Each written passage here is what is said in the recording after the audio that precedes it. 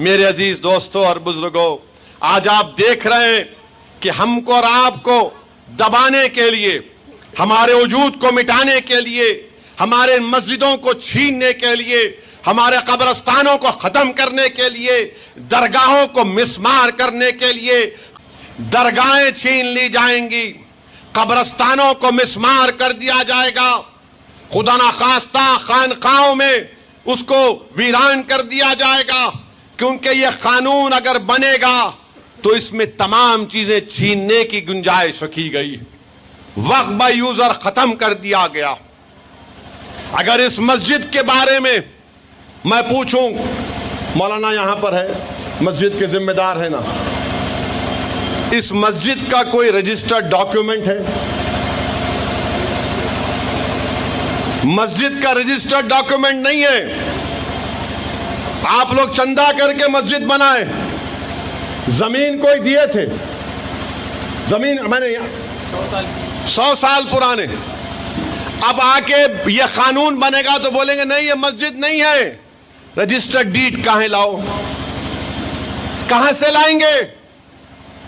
Section 36 जाकर पढ़ो इस बिल का, रेट्रोस्पेक्टिव इफेक्ट। कलेक्टर के पास जब रजिस्टर कराने जाएंगे, कलेक्टर बोलेगा कहां है मौलाना, कागज कहां है? मक्का मस्जिद का कागज कहां से लाऊंगा मैं? 400 साल पुरानी मस्जिद, दिल्ली की जामा मस्जिद, उसका कागज कहां से लाऊंगा मैं? तो मोदी इस तरह का बिल बना रहे हैं, रजिस्टर्ड डीड लेकर आओ। खबरस्तान है, इसका डीड कहां है? कहां से डीड लाएंगे? खबर में लोग सो रहे हैं। दरगाह है, नहीं इसका डीड कहां है, कागज कहां है? वक्फ बाय यूजर खत्म करना चाहते।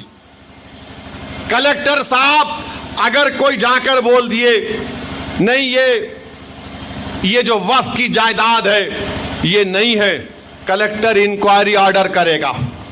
ये बिल में लिखा हुआ है, जब कलेक्टर इंक्वायरी ऑर्डर करेगा तो जब तक इंक्वायरी मुकम्मल नहीं हो जाती, और इंक्वायरी मुकम्मल करने का कोई टाइम लिमिट नहीं, उस वक्त तक वो वक्फ की प्रॉपर्टी नहीं रहेगी।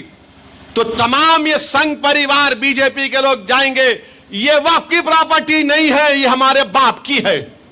कलेक्टर इंक्वायरी ऑर्डर करेगा और वक्फ की प्रॉपर्टी नहीं रहेंगी, उन्हें इंक्वायरी करेंगे नहीं, हम वक्फ को खो देंगे।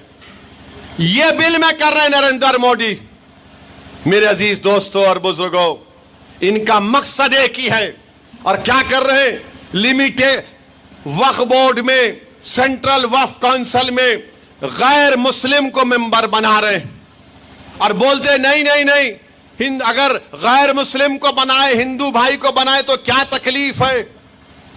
अरे भाई साहब, उत्तर प्रदेश में जितने बड़े बड़े मंदिरों में कानून बना दिया कि इसका कमिश्नर, असिस्टेंट कमिश्नर, नौकर हिंदू होगा, और यह भी कानून बना दिया अगर वो जिस दिन हिंदू नहीं रहेगा मेंबरशिप खत्म।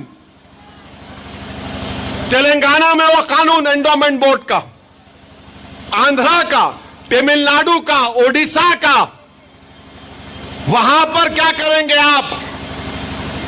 नहीं नहीं नहीं, वो जो है वो अलग है। वो क्या अलग है, ये क्या अलग है? वो भी हमारे हिंदू भाइयों का एंडोमेंट बोर्ड है। बोलते नहीं चैरिटेबल है, अरे दीवाने क्या कान में फूल है हमारे? रिलीजियस एंड चैरिटेबल, ये भी वही है। वक्फ बोर्ड क्या है? ये सब छीनने की तैयारी हो रही है। गुजरात में सोमनाथ में 1200 साल पुरानी दरगाह थी। कितने पुरानी? 1200 साल पुरानी दरगाह। जूनागढ़ के नवाब ने 1947 में ये गवर्नमेंट के डॉक्यूमेंट में लिखाया कि क्योंकि नवाब थे, उन्हें कहा कि मेरे हुकूमत की प्रॉपर्टी है मगर खबरस्तान और दरगाह है।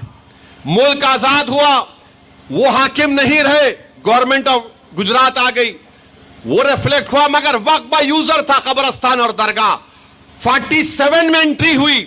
सितंबर 2024 में मोदी ने कहा अब तुम नोटिस दो दरगाह वालों को कि वो जो 75 साल पहले जो एंट्री हुई थी वो गलत है, ये गवर्नमेंट की प्रॉपर्टी है।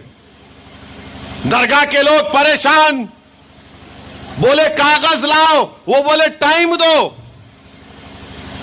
कलेक्टर बोला नो टाइम। वक्फ ट्राइब्यूनल को गए, ट्राइब्यूनल के पास गुजरात की बीजेपी की सरकार जाके बोली हमको टाइम दो, हम फुला तारीख को आएंगे। दूसरे दिन रात के सुबह के 1 बजे पूरे दरगाह के कमेटी के लोगों को गिरफ्तार कर लिए और सुबह 5 बजे से 1200 साल की दरगाह और 2 मस्जिदों को शहीद कर दिए। अभी कानून नहीं बना, कलेक्टर को पावर दिए थे ना, यह काम गुजरात में कलेक्टर ने कर दिया। अब यह कानून बनेगा तो हर कलेक्टर बोलेगा नो नो नो, मस्जिद मेरी है, कब्रिस्तान तुम्हारा नहीं है, ईदगाह तुम्हारा नहीं है। मेरे भाई, मैं पूरे भारत के मुसलमानों को बता रहा हूं, ख्वाब गफलत से बेदार हो जाओ। मैं बता रहा हूं मोदी को, अगर ये वक्फ का कानून बनेगा तो मुल्क में सोशल इंस्टेबिलिटी पैदा होगी। हम भारत को 1980 और 1990 के दहे में लेकर जाएंगे। हम एक मस्जिद को खो चुके हैं मोदी, अब कोई मस्जिद कब्रिस्तान को नहीं खोएंगे। अगर आप मुल्क को विकसित भारत नहीं बनाना चाहते, अगर आप मुल्क को 1980 और 90 के दहे में लेकर जाना चाहते हैं, तो फिर आपको फैसला करना पड़ेगा। सोशल इंस्टेबिलिटी इस देश में पैदा हो जाएगी। अगर कल को आकर बोलेगा ये शिवा रेड्डी पेट की मस्जिद को मैं तोड़ दूंगा, तो क्या का नौजवान चूड़ियां पहन के बैठ जाएगा?